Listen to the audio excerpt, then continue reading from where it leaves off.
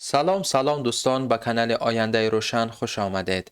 امروز ما با شما شروع میکنیم آموزش لغت‌های زبان روسی را. دوستان عزیز، ما لغت‌های زبان روسی را برای شما موضوع بندی کردیم تا که هر انسان در هر موضوعی که برای خود لغت نیاز دارد در همان موضوع در آمده لغت‌های ضروری و نیاز داشته خود را حفظ نماید و موضوع درس امروزی ما خانواده می باشد. دوستان عزیز، ما در موضوع خانواده برای شما 2 ویدیو پیشکش خواهیم کرد و این ویدیوی اولی ما می باشد. با ما همراه باشید. Семья خانواده. родственник خویش و تبار. родители پدر و مادر.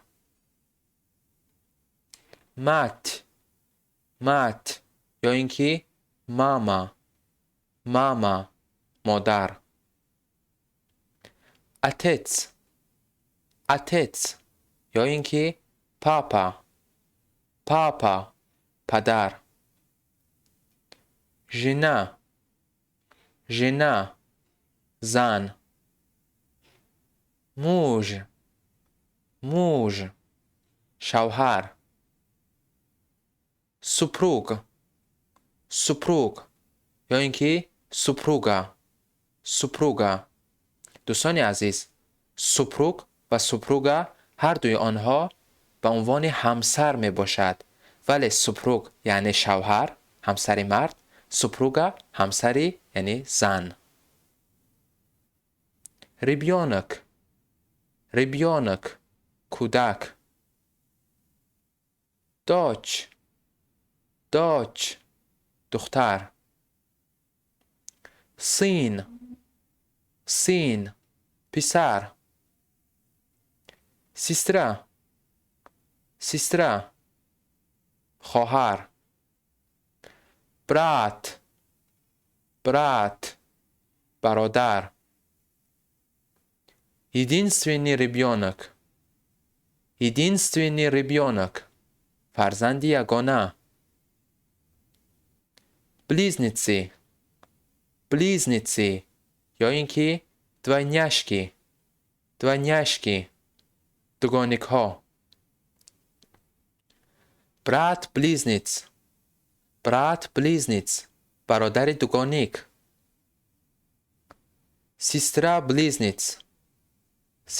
близнец خواهر دوگانک. бабушка بیبی. دедушка بابا. внуки نبرگان. внучка نبره ولی نبره دختر. внук نبره یعنی نبره پسر. прабабушка بیبی کلان. прадедушка بابا کلان. правнуки ابره ها.